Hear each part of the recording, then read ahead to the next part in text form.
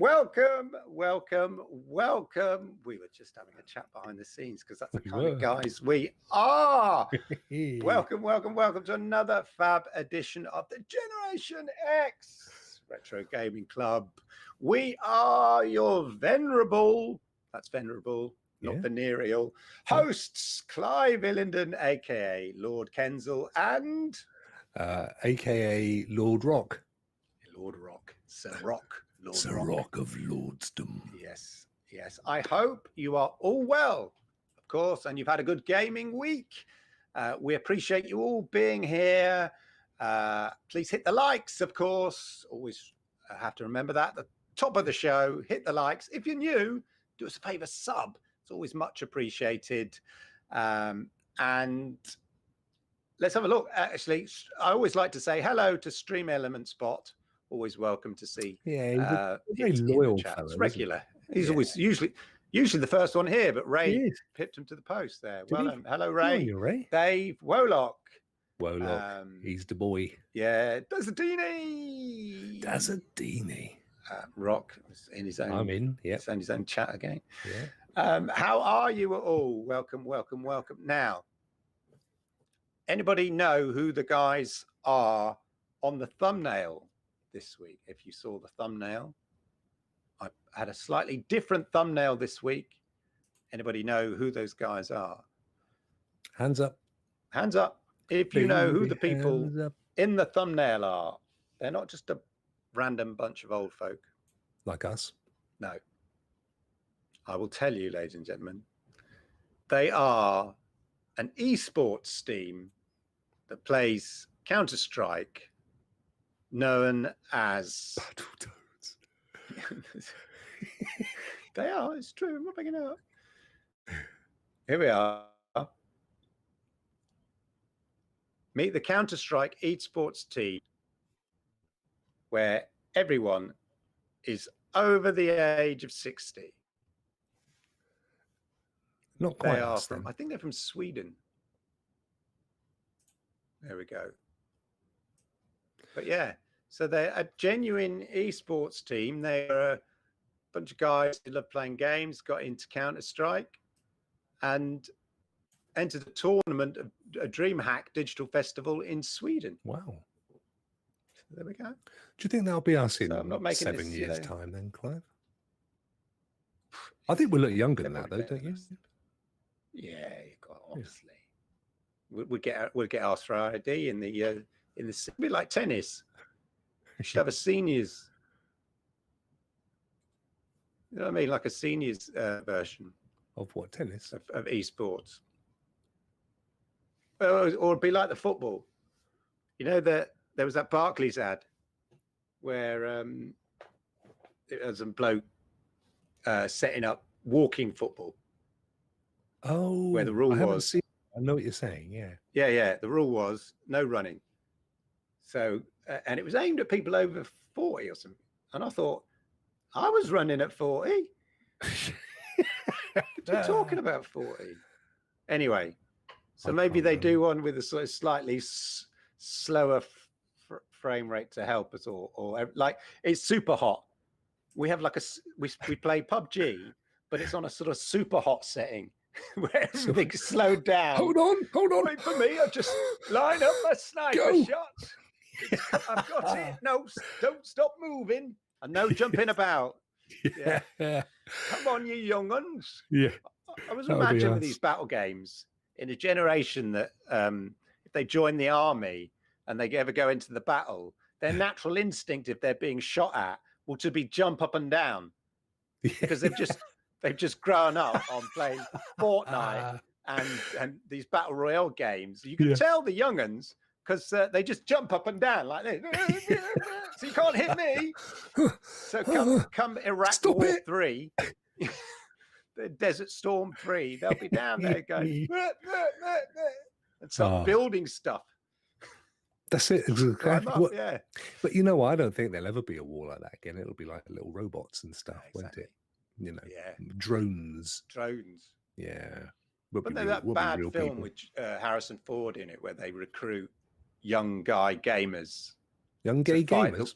Not gay gamers. Oh, right. Some of them might be gay. Sure. Though averages. These gamer kids to be to fight the battles of the future because they're like fighting remotely, and so they were all good at computer games. Yeah, well, you probably missed it. It's a rubbishy teen movie with Harrison Ford's name over the door. But yeah. Anyway, look, we're already sidetracked, ladies and gentlemen. You see, sidetracked. Right. Coming up, ladies and gentlemen, coming up in this week's show, we take a look at all the big news in gaming this week, plus the quirky little interesting stories that caught our eye. We'll also be discussing High Score, the new documentary or docu-series, as they say in America, on Netflix. They'll be On This Day in Gaming, and of course, the Generation X game. But before all that, Adam, what have you been playing? God, do you know what? I've been going back over all my favorites this week, Clive. Oh, yeah. I put Ghost of What's His Face to one side because it really isn't getting to me. I did do a little bit of the old Avengers beta at the weekend. Oh, yes. How was that?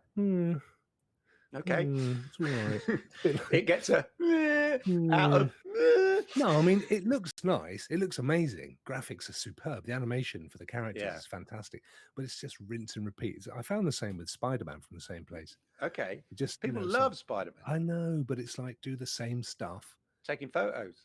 And then do a bit more of the same stuff. And this was kind of Avengers. So now I've been playing Destiny. I've been playing Assassin's a lot of Assassin's Creed Odyssey. Getting right back into that. I love that game.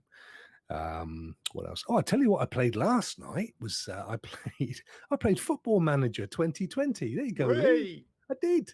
I fired it up in memory of Lee, in honor of Lee. And I was Exeter City, right down the bottom of some old, And then after that, I played F1 2019. Wow. I was doing proper old sports and stuff last night. Did you buy it?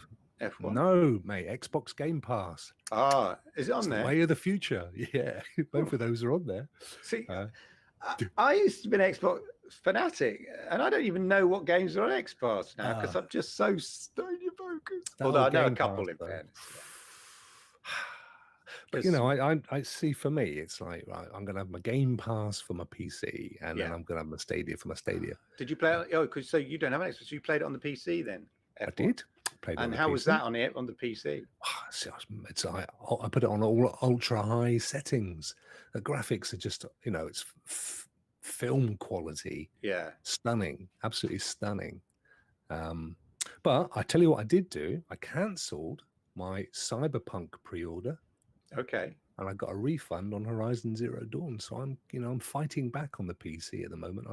I'm going to wait with Cyberpunk and see what actual people playing it say it's like. Okay. And then I'll buy it on Stadia. Okay. I want to be able to play it on different devices. And I think we'll be up to the old Gen 2 servers by then as well, the Blades. Yeah, I think ultimately I think the game will probably easily upgrade to it. Yeah. Anyway, even if it doesn't, they're not ready at release. Well, they released Elder Scrolls Online 4K this week. Exactly, that's what I'm saying. A new patch. There you go. Patch instantly. Everybody's suddenly playing 4K. Everybody's moaning it wasn't 4K when it came out. Now it is. See? Happy now? Exactly. For me, I'm obviously still in self-isolation week 2. No real change other than obviously the kids around, climbing the walls a bit. So I thought I'll try Battletoads. Talking to Games Pass. Yes, I saw it there. Pass. Yeah. So I thought, okay, get the kids involved because my daughter doesn't play games as much as she used to. In fact, she doesn't really play at all, apart from Minecraft. So I downloaded that. Well, no, was it? I didn't installed it. I installed it. The words I didn't recognize. Oh, right. Okay. I had to download it, install. It came up with these weird words I've not seen for a long time. Installing. Anyway, after 30 minutes, which feels very strange to me now. Like I'm thinking, oh my God, like when you used to, got entertain the kids, quick. And you just like shove something in front of them. But it's like, oh my God, quick, Battletoads. 30 minutes later. Anyway, it was rubbish. Oh, seriously? Yeah, well, they played a bit, but it's just like you just punch things. Yeah, this is the trouble. Like I thought it was meant. I thought it was. I must have. Like I didn't look into it much, but from what I'd seen, I thought it was like a party game. There's lots of different games you could play, and like I didn't have Fall Guy, so I thought, okay, it's like a party game, but it's not. It's just sort of cartoony beat 'em up. Wasn't it a cartoon? I think so. The original Battletoads, when I selected the game for the YouTube today, came up in 1991. Hello. Wow. Talking of Battletoads. One here. Hello. But how dare he call me a Battletoad? Yeah. Talking of Fall Guys, my daughter came down to me and she said, "Oh, Dad, you ever heard of this game called Fall Guys?" Game of Dad, mate. Yeah. That's old news. Yeah. Oh yeah, that's old news, man. That's so last week, girl. That's what I was like. I said, yes, I've heard of it. And then I kind of thought, oh, because I have got a PC, effectively a gaming PC. I just don't like loading, because I said to her, it's only for PlayStation. And I remembered it's PlayStation PC. Anyway, so I downloaded it onto Steam, because we have a Steam account. I've completely forgot about it. We all have our own Steam account. And she enjoyed that. So it's good to see. She get back into gaming a bit. And then my son, who plays all the time and is playing Overwatch, loads and loads, back into playing Overwatch. So he's quite high level. My daughter used to play loads of it about 2 years ago before she went off gaming because it wasn't cool anymore. My dad plays it, so it can't be cool. But she's back, and they were playing together, and it's just really sweet to see them playing. Nice. She's playing her old characters, some of the characters she always liked again, straight back into it. Just doesn't lose it, because she was the one that when we had it, we all went into competition mode. I ended up bronze level, which is terrible. You were gold, silver and gold. Same with me. You were the same as me. You were not bronze. No, initially I was bronze. I grinded to silver. I was stuck in silver and gold from season. My son's giving me the old. I can hear it, all mate. the way to 21, and then from 21, and my DPS, my season high was 2271, and then the next season was 3,000, so I went up by 800. What level are you now? Level? Yeah. Well, comp. Level, I am what comp? Well, level 601, and then comp points is very high platinum, drop from diamond. Platinum? Yeah. Yeah. I dropped that from diamond. Anyway, the first time so I played it bronze, rubbish. Son played it. I think he came out like silver, pretty good. Daughter played it first time, comp, gold. I was like, what the? I'd put in like hours and hours and hours. She played it like a few hours. She came in. This was about 2 years ago. Gold. She wiped the floor with both of us. Anyway, she hasn't forgotten any of that, so that's good. But I've been playing more Super Hot with the new stuff. The new one. So that's it's really good. I really love it. And still plugging away at the PUBG. I've had a couple of non-stream matches. I know, in fact, one of them I did stream. I'm getting 2 times I finished second place solos. That chicken dinner that solo chicken dinner is just waiting for me. I've got a chicken dinner, but not a solo chicken dinner, you see. So, right, okay. 2 second places this week. Wow. So getting in the right place. So what do you think about Bomberman then? Is that going to be a decent replacement for you for PUBG? In terms of streaming and well, I think I do like PUBG, but I think if you get people involved, it's a game. It's one of those games you can if you get the viewers involved, and then you've got that banter and stuff like that. So I think it's a good potentially a good streaming game. Well, that's what I'm hoping, because I want to try and freshen up a bit on the old Friday night, so we can get maybe a few games of Bomberman in, and then that would be then ideal. kick it over It's to like a PUBG. party game. That's the point. Yeah. That'd be a great. Chuckle. Yeah, that'd be great. Yeah. Tell him to put his mask on and come and join us, for God's sake. We're in half the bloody conversation. No, at the moment, he's just espousing about his toast. Too late for toast. I'm doing a show. You don't care. They don't care. Yeah, the top of the bread is 6 large. people It watching sticks you, out Dad. the top of the toaster. Jesus Christ. Get out of here. The other thing I played, Rokk of Ages. Oh, yeah. What did you think of that? No, I didn't do it for me, though, mate. To be honest with you. At first, I thought, controlling the ball, knocking things down, it's quite fun. And then it just went straight into a sort of top-down battle strategy nerdy PC game. Yeah. I thought, nah, I'm too cool for that. Which you need mates for, apparently. Yeah. Do you need mates? Nerdy mates. It's proper the old, if we move the battlements over here, and then let's see it play out. At least with orcs, you're involved in the action. You're still doing a bit of third-person shooting while you've done all the planning. What I don't like is you do all the planning and then you step back and you watch it. It's like, and maybe add in a few things, defenses, but it's just not quite the... Orcs is much more fun because you're doing a bit of third-person killing and shooting and getting involved and stuff like that. So Rokk of Ages, I know it's like seeing a new house. Oh, I heard a... Did we get a subscriber then? Oh, I heard a twinkle. Oh, bless. We'll see soon. Anyway, but I'd much prefer orcs than Rokk of Ages, and it's like going to see a house when you're going to buy a house. You know straight away or fairly quickly that whether it's for you or not. Same with Rokk of Ages. I thought, nah. Some people like that, but it was I don't know how well it's been doing, but I mean it was released across other platforms, wasn't it? It wasn't purely on Stadia. I think it may only been PC, if it was. Was it only PC? I think it was a sort of a Stadia, first one Stadia stroke PC thing. Okay. I'm sure somebody would correct us, but yeah. Well, it was the third one anyway, so presumably by then, if you're into it, you'd know what you're into. Yeah. I mean, it's of a very specific genre, so. Yeah. No, it wasn't for me. It wasn't for me. I mean, you know what I'm like. I'm not a huge fan of those kinds of games. Yeah. I like a bit of realism, me. Yeah.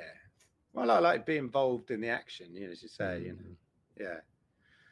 Anyway, that's enough of that whiffle waffle on the games. Chat, let us know what you've been playing. Anything. Wolok definitely thinks Bomberman on a Friday night. I think that's a good call.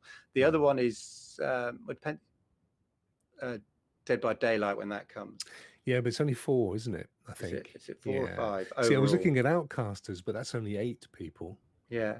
And to start off, that's fine. I think that's fine, isn't it?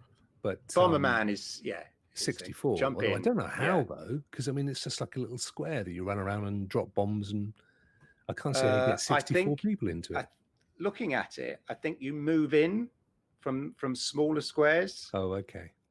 I think maybe right. Then finally into the central square. I'm not entirely sure, but I think.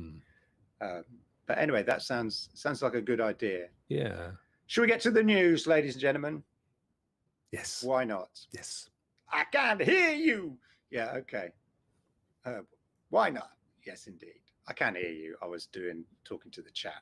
Oh, were you? Yeah. That's good, because I didn't hear you say you couldn't hear me. So okay, good. Didn't Thank really God matter. for that. We're on. Can't hear anything. What? Hey, Wednesday, dear. Oh, there you are. Oh. Right. Good news. So the epic Apple fight goes on. Oh, God. So a US judge ruled today. So let's go back a step. A couple of days ago, Epic filed that Apple's action in threatening to remove their developer tools or access to the iOS developer tools. So obviously Epic has Unreal Engine. Unreal Engine is one of the most popular developer engines. They have effectively an iOS version, so people can make games for iOS and develop the, and port the Unreal games to iOS and all that kind of stuff like that. So Apple threatened Epic that they would deny them all access to iOS, including access that the Unreal Engine has to the iOS tools, effectively. So that's pretty major, not just for Epic, but for everybody who makes games using Unreal and ports them to iOS, or makes games for iOS using the Unreal Engine, which is a lot, including, of course, Xbox, who do some versions of their games for the iOS. There's a Forza Horizon version game, for instance, which is an app, an iOS game. So they came out in support, and Epic's view was that it was just another example of Apple's restrictive and anti-competitive behavior, that they would damage not just Epic but other people, and so that's what they sort of claimed. Now the US judge has ruled that Apple can continue to block the video game Fortnite. However, the tech giant cannot terminate Epic Games' developer accounts or compromise its graphics tool, Unreal Engine, which is used by mainly third-party game creators. So it's basically on the argument is it's unfair on all the people reliant on the Unreal Engine. I think that's what the judge has effectively said. This fight is between effectively Epic and Fortnite and Apple, not between the Unreal Engine, which is owned by Epic, but it would have a detrimental effect on all these third-party developers, which is greater than the sort of equitable arguments or the going on between the two of them. So it's all this sort of damage. So whilst the judge only has ruled in favor of Epic on that bit, not the Fortnite issue. So that's just the thing to bear in mind.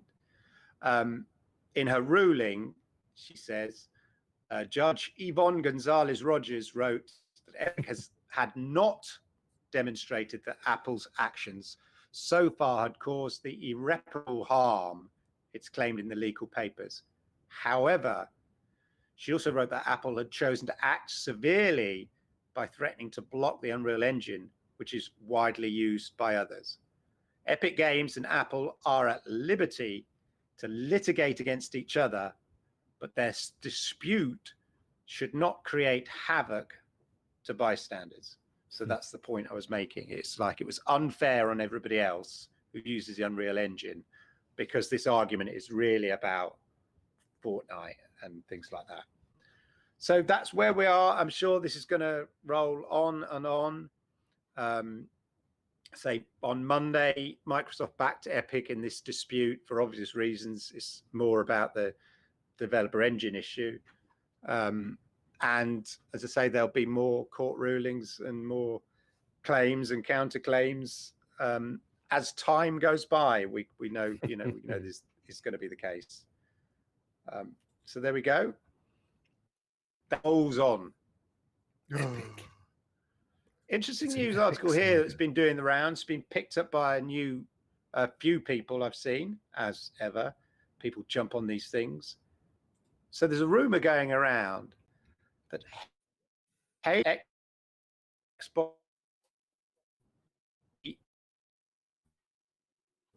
maybe there. Yeah. It may be a bit Battletoady.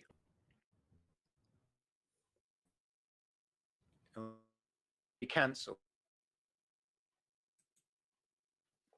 Oh, I think Clive, I think his son's playing on the other machine by the look of things.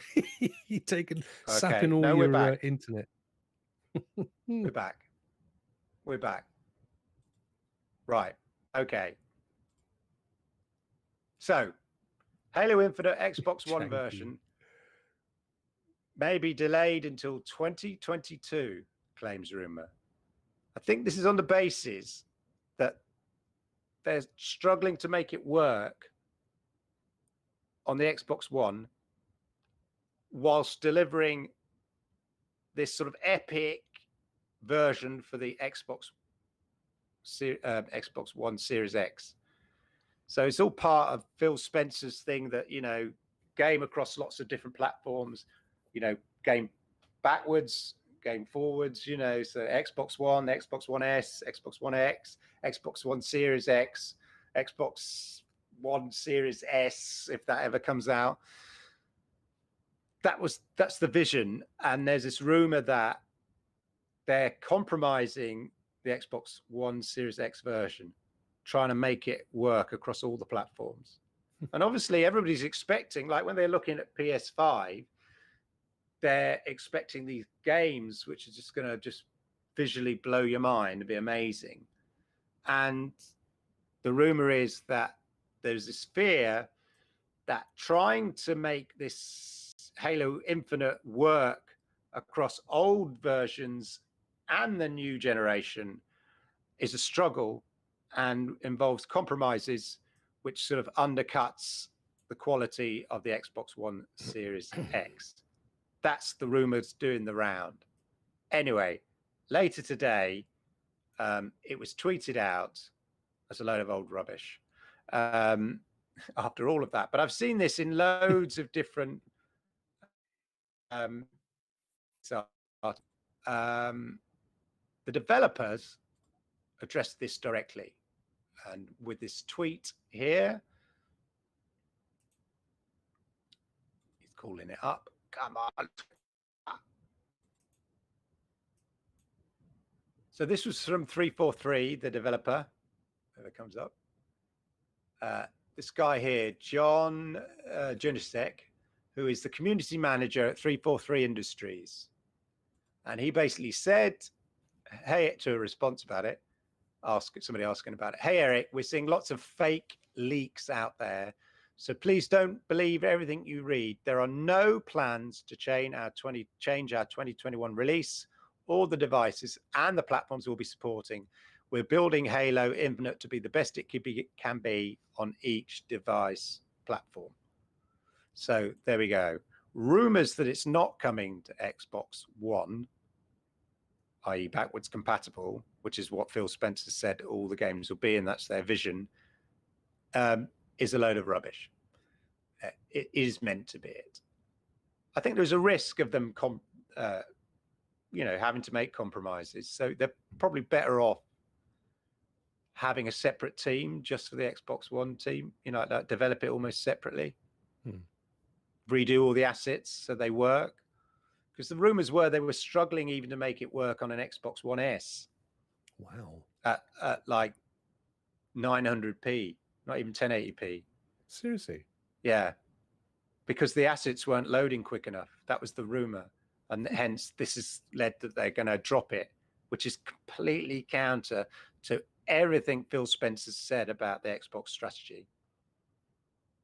Wow. But anyway, 343 Industries are saying they're still developing it on all, so it'll work on all the legacy machines from Xbox One up. But anyway, there you go.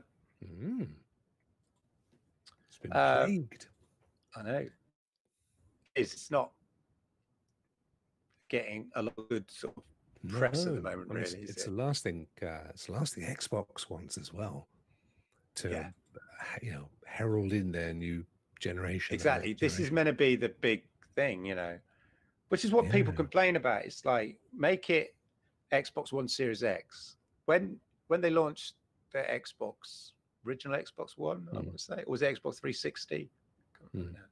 But with Halo, it was like, wow, you buy the Xbox just to play Halo because it's so amazing. And from what we've seen, you don't get that feeling with Halo Infinite. It's got a good IP, it's got good reputation, but you want it to do that same thing that the original game did for the console. But can it achieve that if you're trying to be a servant to all masters rather than a master of one, as it were? A master of all servants, servant of all masters. Anyway, you know what I mean. You know what I mean. Talking of consoles, other console news, ladies and gentlemen. Nintendo. So reportedly here, this is at CNBC, and I've seen its sources as well. Nintendo reportedly plans to release an upgraded Switch console in 2021. Nintendo has looked including more computing power for graphics. The release next year would come alongside or be followed by several new games by Nintendo and the partner studios. And obviously, the company continues to flourish. So basically, it's like a 4K version of the Switch, which is like, I don't know, the Xbox One X version of the Xbox One, or the Xbox One S version of the Xbox One. So it's an upgrade. It's not a new console, but it's an upgrade of the existing console. And people are happy with it anyway, aren't they? Pardon? People are happy with it anyway, so... yeah, exactly. I mean, a lot of people, you know, some of the big AAA games struggle to work on it, but most of the people who have it understand they're not getting the best version of that AAA game. You know, they're not getting the best version of Doom 2016 or whatever it is, or Doom Eternal, but they're getting a pretty okay version, but they're happy with it. So it's not as though they don't know what they bought into. No. And it's really for all the other IP that they're buying into. But yeah, it's just as interesting. It's interesting what they might do with the old Switch. They revamp it, reduce its size, do something like that.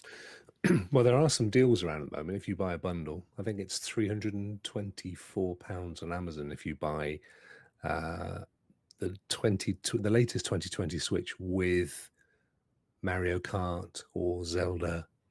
Yeah. There's a couple of games, but £324, £299 without. They always seem quite expensive, don't they? Have you not got one Switch? The kids have one. Yeah. So yeah. I don't. Don't need one here. Nah. Yeah. Not necessarily my thing. I mean, I'm always a fan of it. And then Mum always liked Mario Kart and stuff like that. So, and Zelda. So it's ideal. Yeah, I mean, I think if you've always, if consoles, Nintendo or Sega or whatever, have always been your thing, then yeah, absolutely, definitely get one. I mean, what else is there? But you know, as I've said to you before, that's not been my heritage. So I've not grown up playing Mario or anything else. None of that stuff's all past me. Exactly. I don't know anything about it, mate. Anyway, so that's the news, ladies and gentlemen. There we go. So now we're going to talk about High Score, which is a new docu-series created by France Costrel. It features stories and interviews with developers and creators of early video games. That is the sort of the general blurb about it. Here we go. You're not aware of what it is? Video games afford you the opportunity to start over. In games, we all start at the exact same place to play together because we're all playing by the same rules. Long before the internet, a handful of visionaries reimagined. So basically, I don't know how many. I forgot to look at how many parts it was. It's 6. quite a few. How many? 6. Okay, I'm on number 5. Oh, there you go. One more. But anyway, so it's on. Let me just. It's called a limited series, so there's no plans to make any more. Well, so I think it's limited Netflix in terms of, you know, be available elsewhere. I think that's what it also means. But yeah, so let us know in the chat whether you've watched any of the episodes of High Score. Let us know what you think of it. I think I'm up to 5, so I'm on the bit where they're introducing Doom and early internet. So that's the bit I'm at. What do you think about it, Rokk? So I mean, it's a very, very well put together series. I mean, beautifully researched, very nicely put together, beautifully directed, edited. I just felt, for me, it didn't reflect my history in gaming. So if you know, it's very much specific, sort of specifically aimed at an American gaming heritage. So it's very big on Nintendo. Well, Nintendo was absolutely vast in the States, and it wasn't as big as that in the UK. You know, in America, you were just going to play Nintendo. Well, that never happened over here. So we had them, but it wasn't as big. So you didn't get the Sinclairs, you didn't get your Spectrums, your Commodore Amigas. The stuff that I remember was the history of gaming in Britain, which is fair enough. I mean, it's it's Netflix, it's an American company. It's an American show. Absolutely makes, but it's beautifully done. Someone I read somewhere, it's a love letter to gaming, and it really is. Yeah, it's really nicely done.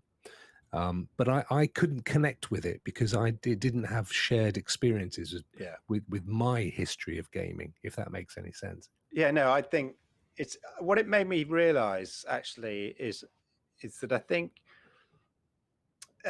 the UK version of gaming history is fairly unique, and it's why we are a power, or we used to be certainly a powerhouse in game development, especially creative game development.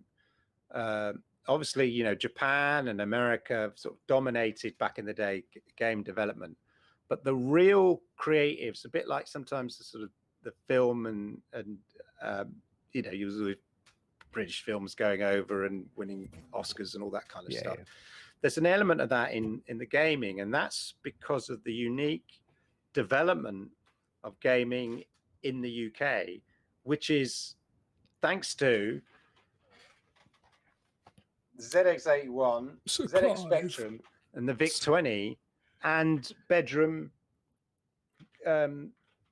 developers, you know, bedroom coders coming up, creating their own games, selling their own games, not being ruled by some sort of corporate rules, or you can't do that, you can't do this. Just spotty 15, 16-year-olds coming up with silly games in their heads, and suddenly making, because I remember in the 80s, in the Daily Mail, whatever, it'd be some guy sitting on his little sports car, and this guy's 18, he's made 20 grand, whatever, from, you know, making a game for the ZX Spectrum. Yeah. And you used to see those stories all the time. And those people went on to become the Peter Molyneux that we talked about before. The people who created Lara Croft, you know, these big names in gaming. Yeah, Codemasters, all this kind of stuff. Rockstar. And this is the history came from that bit.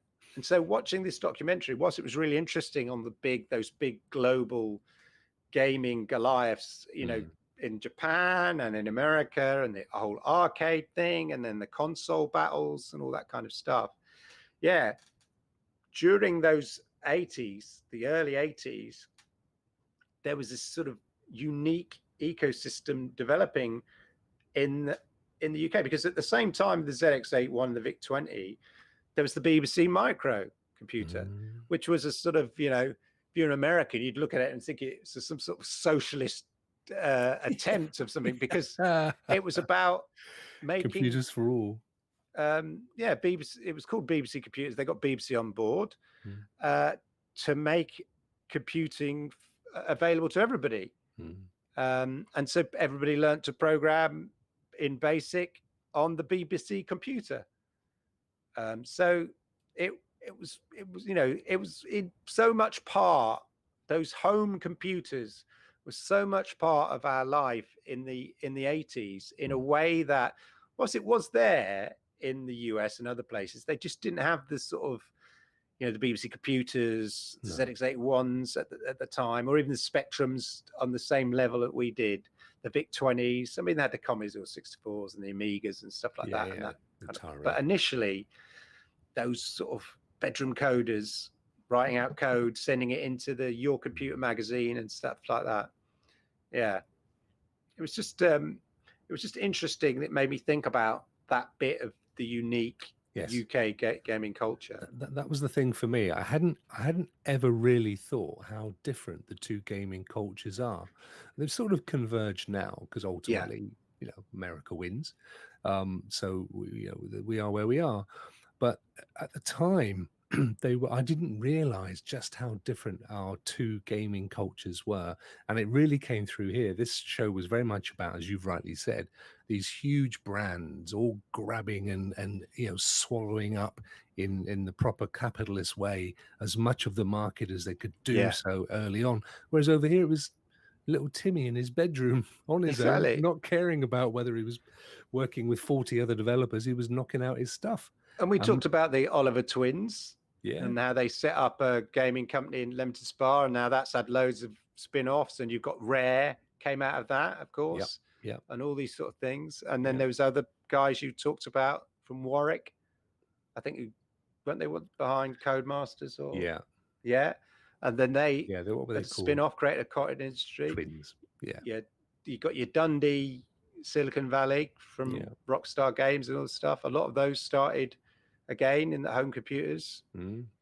So it's just very interesting perspective that obviously for obvious reason is not part of this history, but it was, I'm not saying it's 100% unique to the UK, but mostly because we had thanks to Sinclair, we had an explosion of the cheap home computers. I remember watching I think it used to be a kids show, American kids show. Used to be on here about computer programmers, and they had this fancy computer. And I remember they had the old dial-up telephones, and then you sort of put it into two suction caps to connect the modem. Yes. And it was, I think they were called like the Whiz Kids or something like that. Yeah. And it was a typical sort of American adventure series, and they'd get problems, and they'd use the computers. And I used to look at the computers, and they were all kind of IBM type things. And I was thinking, what kid could afford an IBM computer? Yeah. Or it would have been Apple IIe. And I think, what kid can afford an Apple IIe back in the day? But if you were lucky enough, good luck to you, mate. But a ZX81 or a ZX Spectrum was affordable. And that, that's the sort of the main difference, I think. Did you know that's how Apple started, by the way? You were mentioning there about that those little suction cups you put the phone in. So Wozniak developed a way to get free phone calls using a sort of little chip that he'd invented, a little piece of hardware that he would put in on that system. So you put your phone in, and it would allow you to get free phone calls. And Steve Jobs thought, I'll have some of this, and got involved with that. And it did exceptionally well. I mean, it was all hugely unethical, illegal. But from that, they went on to think, actually, you know what, we could actually build a little computer system. And it's kind of how Apple came about. What was interesting in their documentary that came up is, just put in the chat on there. The guys that hacked or added to the arcade machines. Yeah, that was interesting. And then out of that came Miss Pac-Man, which I didn't know. I didn't know that. I didn't know that bit, and I didn't even know it was a thing. No. So that was interesting, and again, that would have been very unique to the US as well as an idea of just adding circuit boards and sort of effectively adding new levels to a game. Because I don't think, I know that we had arcades, but I don't ever remember them being that prevalent as they were in the Far East and in the States. No. Even now they're part of a mega bowl or like a bowling and go bowling, GX Super Bowl, and be like 4 machines in the corner or something. And those are largely just dance and the motorbike. The whole mall thing is what the shopping mall thing was obviously much bigger in America than it was. We had shopping centers, come to the pool. It's welcome to the bouldering shopping centre in Birmingham. Well, we genuinely didn't really have them when we were kids, did we? I mean, we literally had. Well, they were being built. I had one in my town. It was built in the 80s. Yeah. In the 70s, they didn't. And really they weren't exist. big cathedrals, consumerism like nowhere near as they were in the States. I mean, they were kind of a thing of post-war America. Whereas in the UK, we still had the little high streets. We still would walk up and down to the butcher's shop and the grocer's shop and the fruit and veg. And it was only really old now. God, yeah. Yes, well, that's what the show's all about. But it is. I don't think. I mean, now even our kids now don't appreciate how there's been a unification of American and US culture over the last 20 or 30 years. Prior to that, they were quite divergent. I mean, I was saying the other day, we didn't really have Halloween, not like it's known today. We certainly didn't have Black Bloody Friday until a couple of years ago. And so there's this kind of mass convergence. Yeah, there is now. And that's fair enough. And I have no issues with it at all. I mean, it's a... Well, the fact we talked about, when I do, this day in gaming, which is coming up, we talk about the launches of games. And how nowadays they're global launches, obviously, but back in the day, could be a whole year apart, or even came to Europe, even from Japan, and then 6 months to America, and then if it worked there, then it'd be localized for the Europe and the UK. I mean, Star Wars, 1977 Star Wars, I think came out in June in the States, and we got it at Christmas, May the 4th. It was May. You're right. It was May, and we got it at Christmas. Christmas, months later. Yeah, and that was common though. Yeah. It's amazing how things have changed in the last 7 years since we were kids, mate. Yeah. It's amazing. YouTube. It is largely down to YouTube, in fairness. Because there's no demarcation in culture. It's essentially, and people say, oh, well, you're lucky because everybody speaks English. They don't. They speak American. It just happens that we also speak American. That's the reality, and that's the globalization. It's good that there's a universal language and a universal culture, as long as we don't forget our independent cultures in the same way that we don't want people like Aboriginals in Australia to lose their cultures, or First Nations, as they're called, or Indigenous Americans to lose their cultures. The French have always, it's enshrined in their law. They hate the bastardization of the French language. Yes. Le weekend. Le roast beef. Hate that. So that enshrined in their law is that everything has to be in French. You can have translations, English translations, but everything has to be in French. So, and French has to be the main language, stuff like that, because they've seen, over 30, 40, 50 years, the erosion of that, because the American television and film and stuff like that. So you do see that. And then right now, and in television, the threat is if you neglect British television for Netflix algorithms will eventually say, oh, people like American stuff. Don't like the British stuff. And they'll start. Stuff. Yeah. So you need to protect, I'm not just talking to BBC, but, you need to protect British television, ITV and stuff like that from, in order to keep your own cultural identity and not to be subsumed like Star Trek reference, the Borg. into that. Although the other piece that amazed me, and Ray's in the chat tonight, and very often, Ray's has a big love of British TV, and it never ceases to amaze me. He'll throw out, oh yeah, I've watched XYZ show, and I'm thinking, well, I didn't realize that you could see that outside the UK.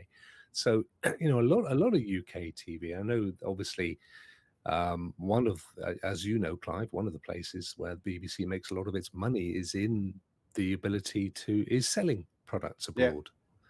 Because we speak the same language to the US, so that's I mean, Benny That's why we have Hill made an Yeah. absolute mint out of never talking on his shows and being able to have them across any country. Mr. Bean. Yeah, same with Bean. But see, he knew that. He'd worked it out because Yeah. he'd seen that Benny Hill had made a fortune by just running around and slapping his little mate on the head. Yeah. Oh. Yeah, exactly. Yeah, just like Spiritfarer, if you've ever played that game. I haven't played it yet. Yeah, it's like that. It's like Mr. Bean. It's like, Yeah, exactly, Rokk. Resistance is futile. Resistance is futile. See, Rolock's a massive trekker, mate. No, you both are. I just thought I'd drop it in there. Yeah, that's a good idea. I spotted it. It's very clever. Yeah. Anyway, let us know if you watched it. Top Gear's a massive earner, Mr. Handley. Yes, it is huge. Well, Amazon bought it in the end, didn't they? No. Licensed it. No. Painted a big billboard and said it's on our channel. No. They just took the three main characters because they got sacked and created a show not dissimilar to Top Gear, but the Top Gear format, as not only was it exported with them in it, but it was exported as a format. So it's been remade. There's a Chinese version. Is there? With Chinese guys in it. There was an American version of it with American guys in it. Okay. So it's been exported as a format, and it follows the exact format. The star in a reasonable price car, the silly stunts, all of that. But they themselves sold as well, and they did shows. But did Clarkson still have a percentage of the production company then? Yeah, because that was one of the clever things he did. Yeah. Bit like old Jasper Carrot bought into Mentorn, didn't he? I think it was Celador. Celebrity. Celador, yeah, I'm a Celebrity. Yeah. Yeah. Which was good because he was shit as a comedian. I went to college with Jasper Carrot's stepdaughter. Because his daughter was in the office, wasn't she? I wonder if it was her. No, I think it was his stepdaughter. No, because she's probably about 10, 15 years younger than us. I'd wager. It wasn't her then. Yeah. Anyway, there we go. We're off on another tangent there, ladies and gentlemen. Today, amazing. We're going on this day in gaming. This day in gaming. Now, Ray posted a pile of old games, cartridge games. I think they're all Nintendo games, so that narrows it down. And this game that was released it's 23 years old, was in that pile. I don't know how many, 30, 40 games in the picture that he tweeted today. But this game was in there. We talked about it on this show before. Came out 23 years ago today. It had 4-player co-op. It was from Rare. It was a game changer. And it was, of course, anybody guess what it was? No. Talked about it before. Have we? Space Invaders. No. Division 2.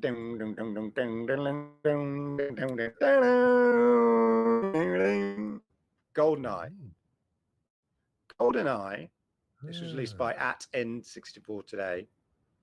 GoldenEye is 23 years old today. This interesting tweet says, I know many say it's aged poorly, but I still love equipping my PP7 and don't we all? And going on a mission. Was it a big PP? That was a PewDiePie reference there. PP. But yeah, it's a great soundtrack. It sort of really pushed the boundaries of, we talked about it on this show before, but that kind of co-op shooting against each other. How I told how I went to stay with my sister when in my 20s, I think, a little bit earlier, for Christmas, and her son got the N64 with GoldenEye for Christmas as Christmas present. Unwrapped it, plugged it in, and all Christmas I just played GoldenEye with him and absolutely loved it and thought this is a brilliant Christmas. Just pausing briefly for Christmas lunch. No silly Queen speeches, no TV. I just loved it. So I've talked about that before, and I was away last week, and my niece was there. She's in her 20s now, and she said, "Do you remember when you came over and stayed one Christmas and you just played that GoldenEye thing all day with? It was great. We thought you were such a cool uncle and everything. It was amazing." I thought, yeah, thank you.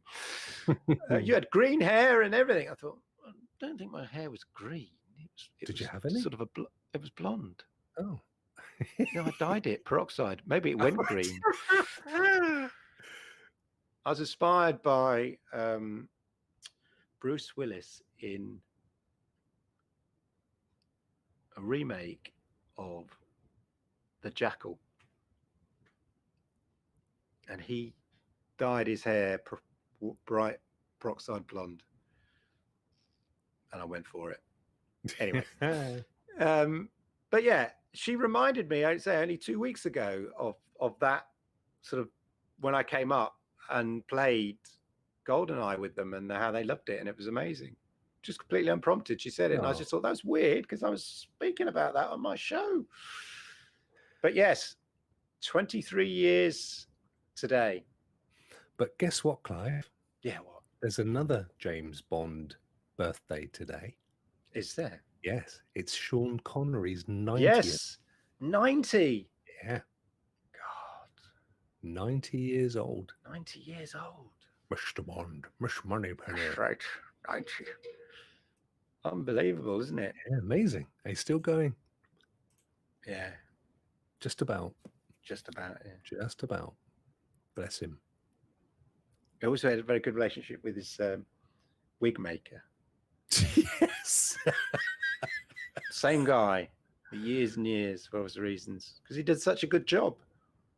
To pay or not to pay. He was even wearing a rug in Never Say Never. Seriously? Yeah. So there was a sort of a dispute over the rights to Bond, and in a brief period, it was sort of in no man's land, effectively.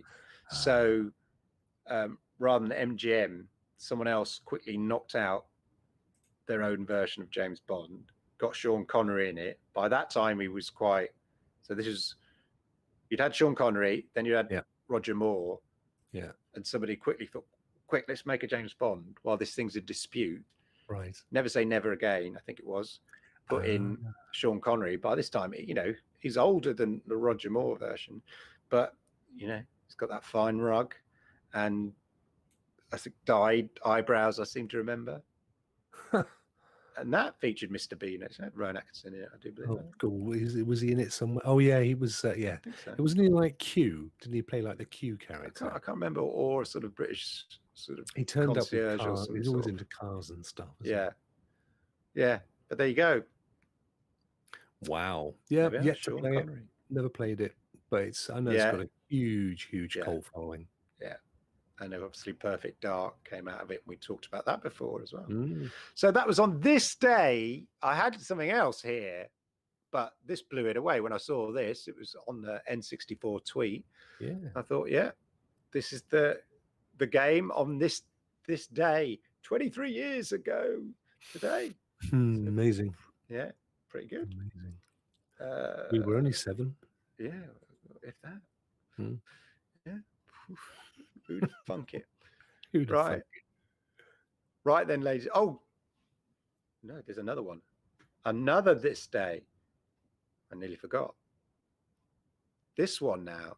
57 years ago today. Strictly speaking, yesterday. But 57 years ago, one of the most important events in gaming history happened. I'll tell you what it is. Talking of birthdays, it was yesterday. Hideo Kojima. 57. His birthday, called famous for Death Stranding, which the Rokk has played, of course, and Metal Gear Solid, which many of us played. Even I played that. Me? 1963, August the 24th. So yesterday. Happy birthday, Hideo Kojima. 1963. Wasn't that the year Kennedy was assassinated? 63 or 62? Yeah, I think so. 62. Yeah.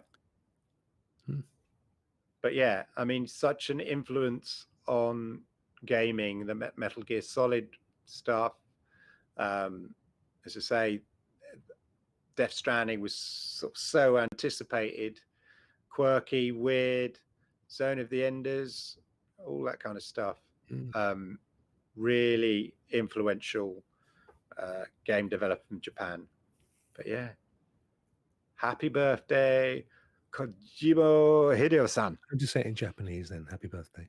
I don't know. Okay, Google. What's happy birthday in Japanese?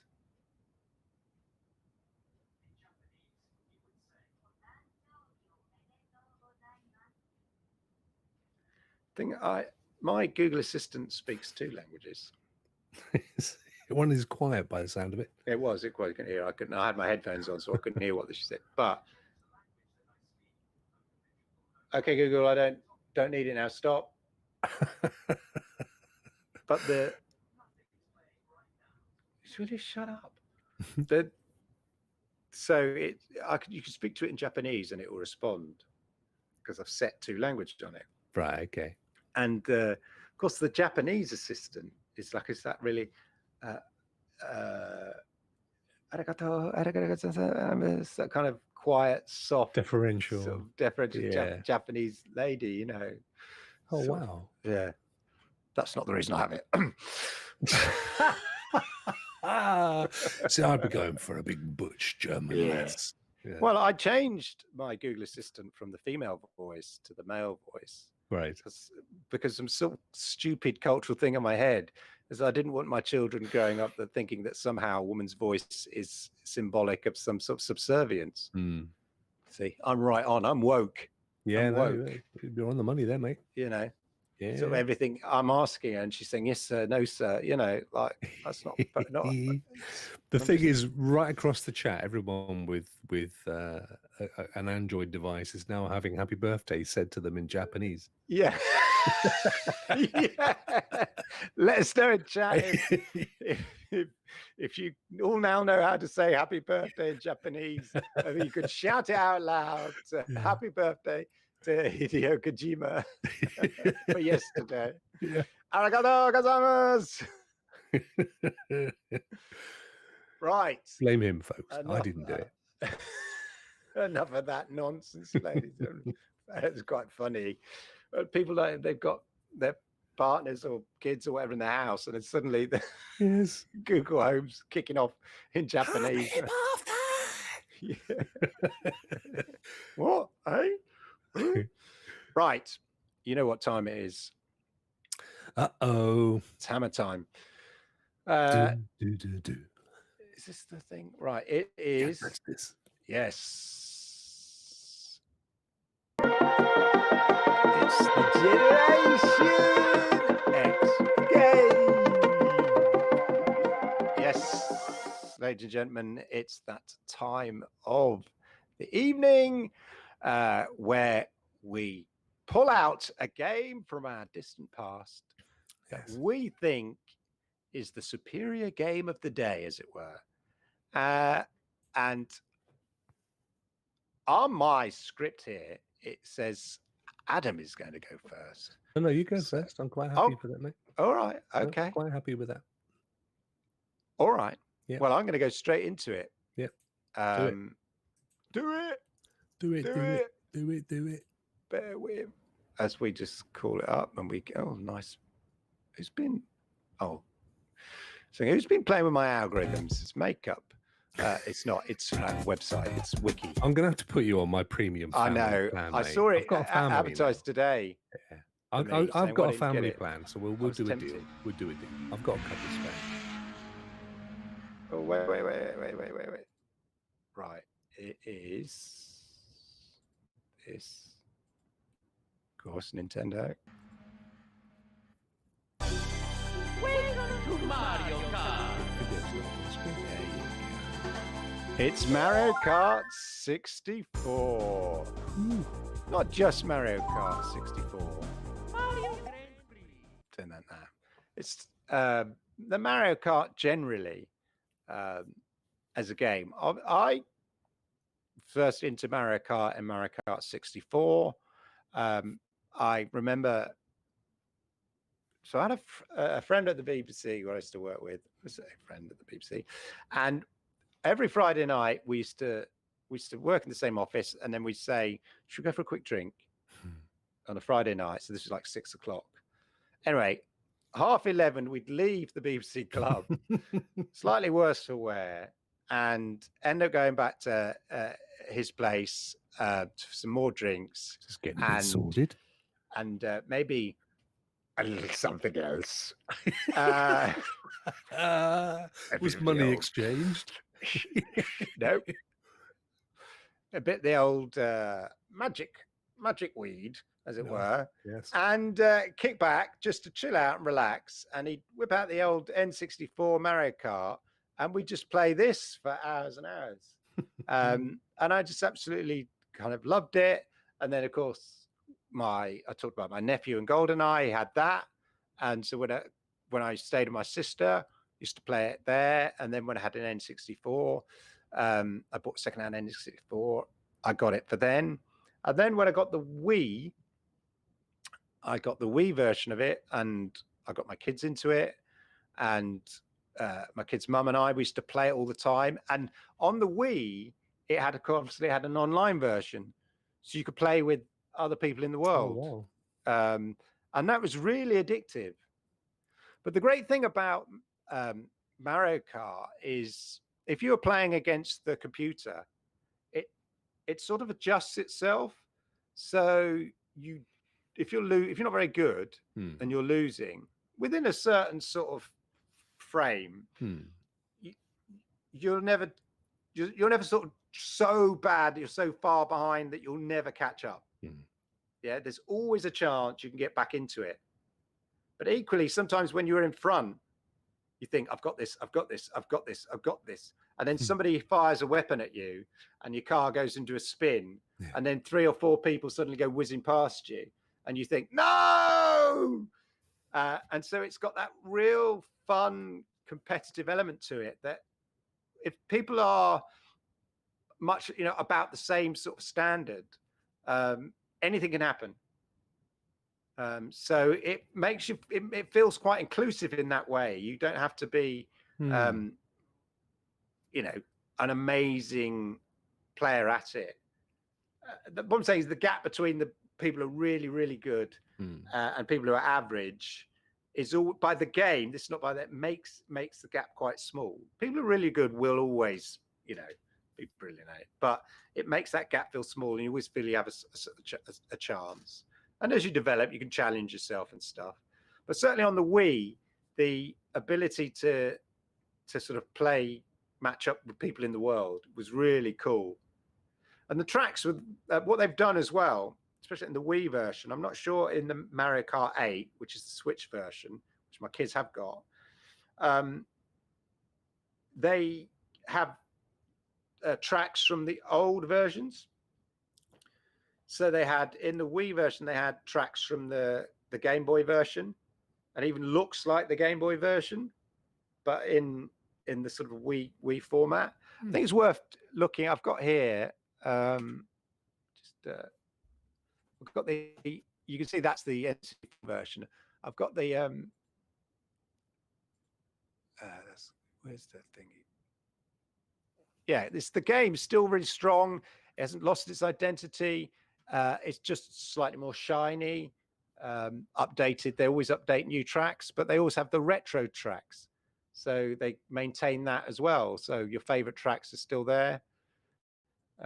The other thing, of course, as well, is Nintendo all quite comfortable mixing their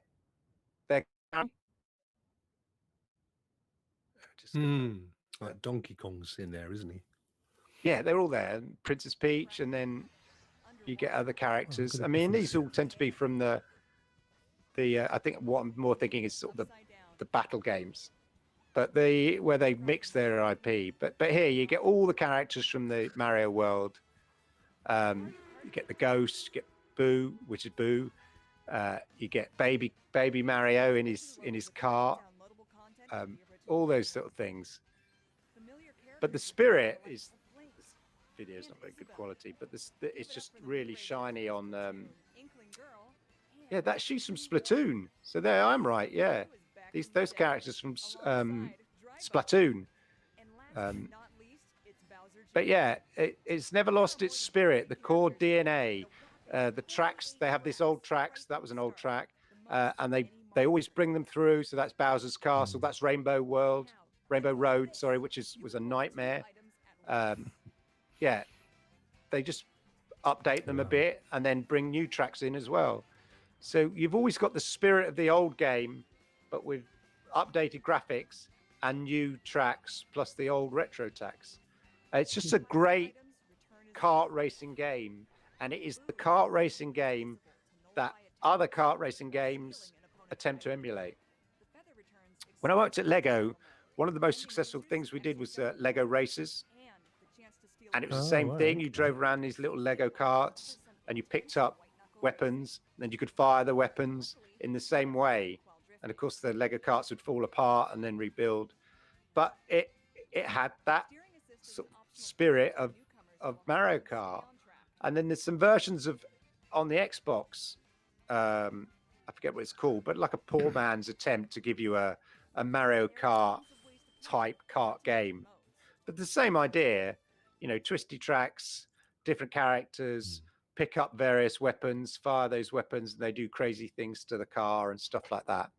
But yeah, absolutely love Mario Kart, the track designs, the game design itself in terms of try to leveling out the abilities of people as much as you can without making it too flat, But it makes you want to keep playing because you think, oh, I did so much better that time.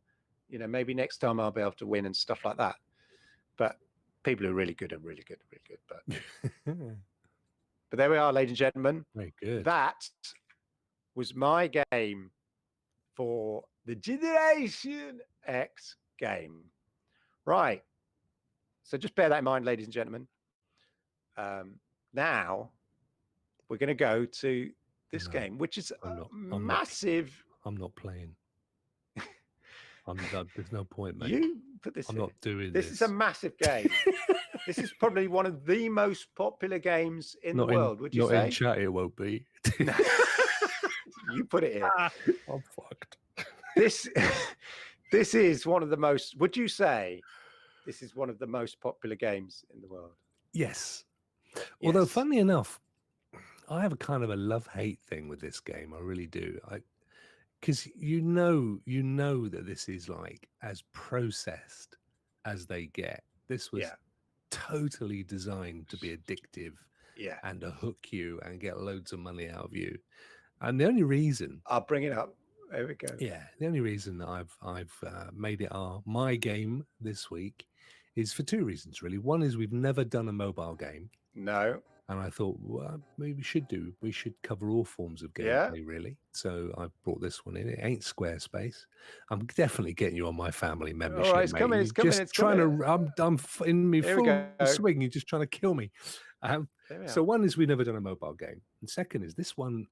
These guys almost single-handedly invented freemium. It's Candy Crush, everybody. It's Candy Crush. I know. All right, it's not going to win. Let's get this out of there straight off the bat. These guys almost single-handedly invented what we now know as loot crates in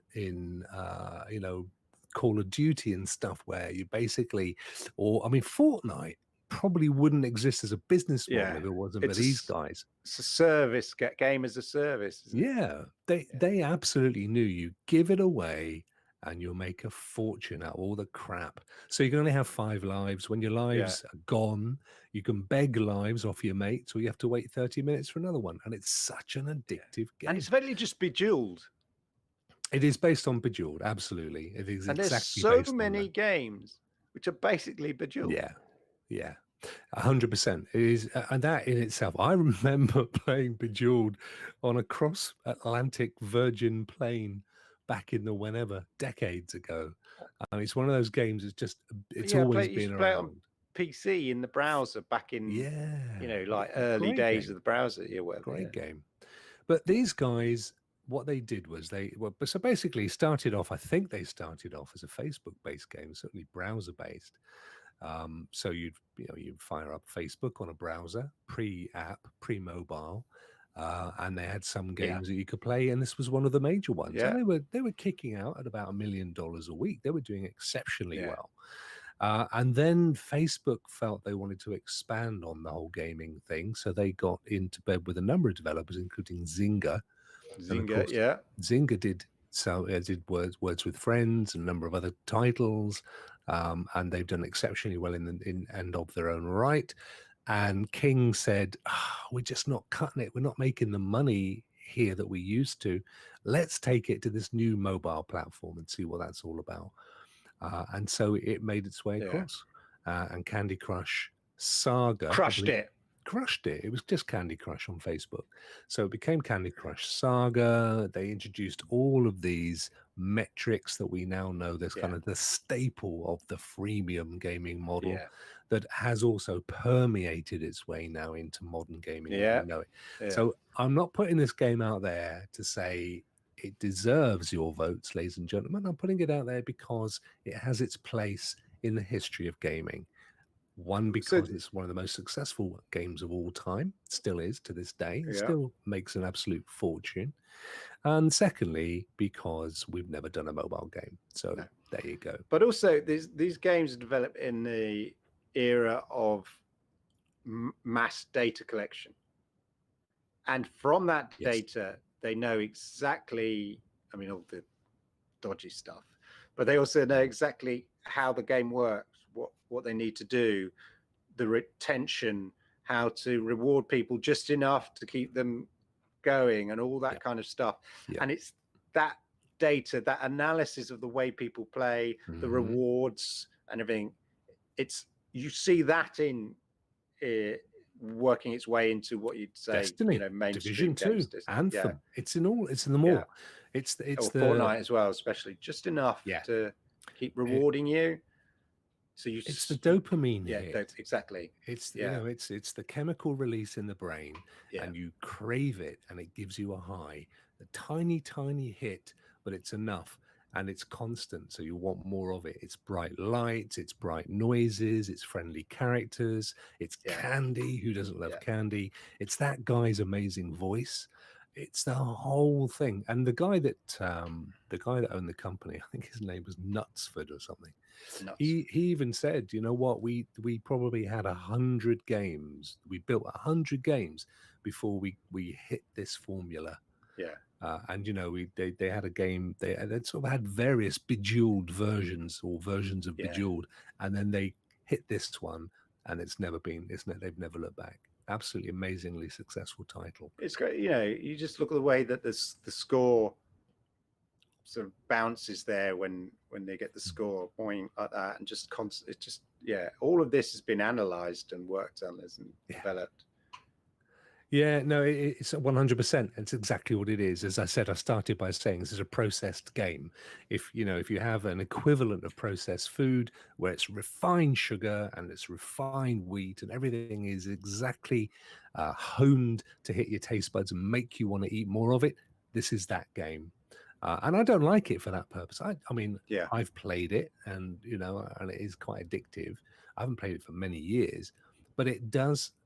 Nonetheless, if you want to wind back in the history of gaming, this one is where a lot of what we recognize as not necessarily the best things in gaming, but the root of those exist from Candy Crush. These guys literally hit all of those, all of those kind of buttons, and that's what we see today. So it deserves its place, if infamy rather than anything else. Well, often you see in the big corporate broadsheets about the gaming industry is worth X billion pounds a year, whatever, and or there are X billion gamers, whatever. Yeah. What they often draw in those numbers is erroneously, in my view, unless you're very clear about it, is people are playing Candy Crush and mobile phone games as well. Yeah. But it is significant contribution. I think Rokk published something about the gaming market. Yeah, and he did. Yeah, great report. And there's a big section on the mobile element of that and mobile gamers and stuff, which we've talked about. The Xboxes and the Stadias and Amazon sort of going for as well. Being able to play on your mobile, and then being able to access AAA games on your mobile is going to be a significant. Bring those AAA games to these mobile phone, not necessarily these mobile phone game players, but bring them to mobile phones. Yeah, it'll be significant because there is a mass. 2 billion gamers. Yeah, absolutely. I rewatched a couple of days ago Phil Harrison saying, the GDC back in 2019, they're trying to reach the 2 billion. What they're talking about are people that don't have access to expensive PCs and the consoles. Yeah.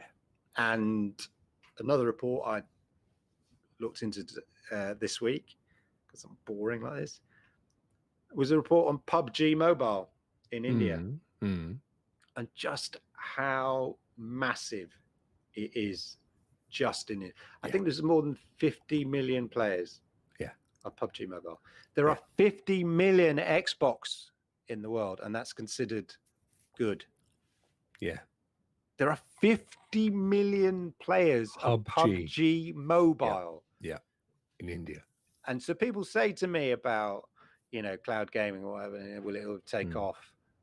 They don't have the sort of access to Xboxes and PlayStations.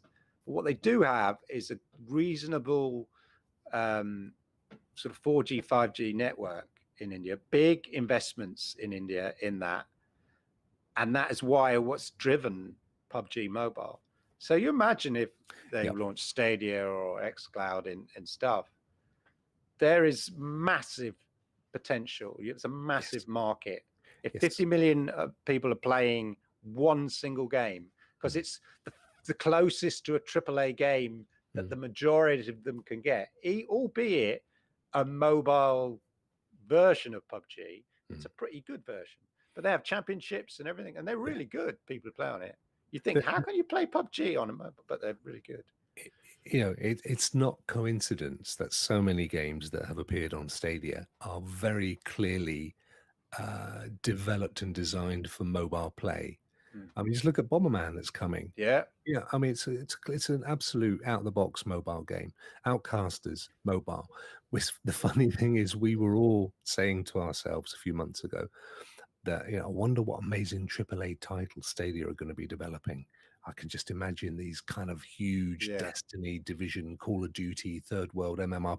No, they're going to be top-end mobile games because that's the market they're aiming at.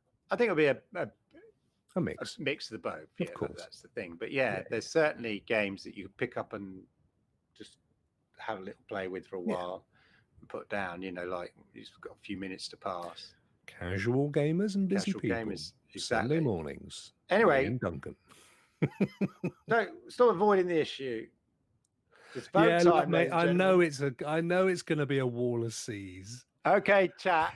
It's time to make your choices. It's C for me. C for Mario Kart. Unless you feel sorry for Rokk, it's an R for me. And R for Candy Crush. Candy Crush. So C, put it in the chat now, ladies and gentlemen. C for Mario Kart. R for Candy Crush. Stop voting now, ladies and gentlemen. Look, he's got his little puppy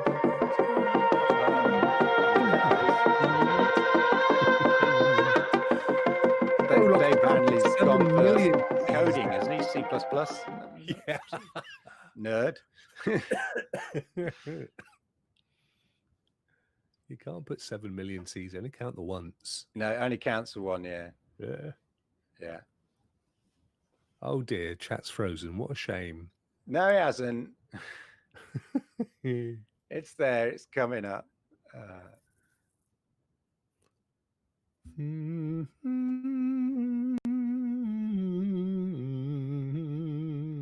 Yeah. I think C's got it.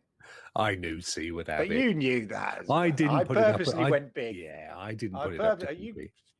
I felt sorry for Clive. Candy He's Crush. had so many losses. Yeah. I thought, I'll give him a couple all of right. on him. Right now, some of that victory feels a bit hollow now.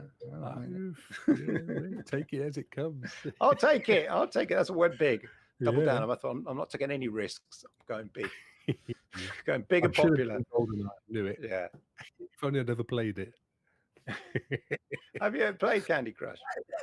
Candy Crush, yeah, I've played it in the past. Yeah, I mean, who hasn't played it? This is the point. It's true. It's true. I remember playing Bejeweled. It was very addictive. Bejeweled's still great fun. I might even install a little Bejeweled actually on my phone. I do enjoy that. It's a great game. Yeah. I don't have any games on phone. I'm stating it, but like any mobile phone game apps. When I had my mobile phone back in the day, when they were, Android and my HTC One or whatever it was back in the day. I was sort of like, oh, this is a good game. This is a good game. This is a good game. Good game. Good game. Good game. Just fell into that then. You did. But yeah, I used to download. But now I've no desire to play sort of mobile phone games on my mobile phone. No, me too. Well, I can't see them anyway. Yeah, that'll be it. And yeah, they've all split. The only game I've got on my phone is Deus Ex Go, because it was free at some point, and I thought, I love that. It's free. Pokemon Go. Oh, I've got that as well. Yes, but that's on my Android. You're right. That was kind of fun. Yeah, Pokemon Go is good fun. I played it up at Centre Parks. Throwing your little ball at people running by. God, I got that pigeon thing. Yeah. I don't know how much I play bloody Pokemon. What was it called? Pidgey. Pidgey. I think it was called Pidgey, but they were everywhere, weren't they? Yeah. Yeah. It was good fun when it first came out. My daughter and I would go down the beach and walk get for excited. miles. Oh, there's a gym nearby. There's a dojo nearby or a gym nearby, There's a battle. Let's go and let's get involved. No, it's good. It's very good. Very good. You know what that's gonna be Pokemon Go. It's gotta come up at some point. Yeah. Maybe. Well, I've never really played it. Not the Pokemon. I was never into Pokemon, on the Nintendos and stuff like that. Wasn't again, it's the Japanese stuff kind of passed me by. But it's huge. Oh, it was massive, Yeah, absolutely huge. It's been a hugely successful game. Hugely successful. They tried doing variations of it, didn't they? Yeah. So they tried to license it and get big, like I don't know, Star Wars, Pokemon Go, whatever. But it never really took off. Not like the first one did. This is Ash and his mates. Did you see the Pokemon movie? Did I? No. The recent one? No, it wouldn't be my thing. No. It's very good. Ryan Reynolds in it. What's he been in? Apart from Pokemon. Deadpool. Oh, right. Okay. Ah, right. Yeah, very good film. I like Deadpool. Surprisingly playing a wisecracking character in it. Nothing like Deadpool. Yeah. No. He plays Pikachu. Oh, bless you. Yeah, it was all right. I'm feeling better now. I'm in self-isolation. It's not a sign of anything. No. Right, there we go, ladies and gentlemen. I take the win. Rokk takes the L. Yeah, no, well deserved. Mario Kart. Thank you, everybody. I hope you enjoyed the show. Pokemon Detective Rokk. That's it. It is funny. It's a really funny film. You worry, think, oh my God, what are they doing? But I think people have learned from the Lego movie. Take your time, write a really good script, and don't make it too kiddie. Just make it funny and fun. And that's what they did with Pokemon Detective. And it's actually quite good. Anyway, as I say, thank you, ladies and gentlemen. There's another episode of the Generation X Retro Gaming Club in the bag. A good one, another good one. Yes. Even if I do say so myself. You do? I do say Yeah. It was you. Thank you. I wondered who it was. I thought it was that man who's got his arm. I thought it was the third Pac-Man on the left. Yeah. Ventriloquist. Get back in the box. I don't get in the box. Get back in the box. Get back in the box. Anyway, ladies and gentlemen, thank you for being here. Thank you for spending your evening, afternoon, or whatever time it is with us. We really appreciate it. Don't forget to hit the likes. Yes. If you're new here, don't forget to hit the subs and share the love. Tell everybody what a lovely, wonderful show we do here on a regular basis, because we have fun. I hope you have fun. I imagine if you share the love, everyone else would have fun as well. So it's goodbye from me. And it's goodbye from me. We'll see you in September. On the next episode of the Generation X Retro Gaming Club, ladies and gentlemen. Thank you, he says as he desperately looks for the end card. And goodbye. Take Corky.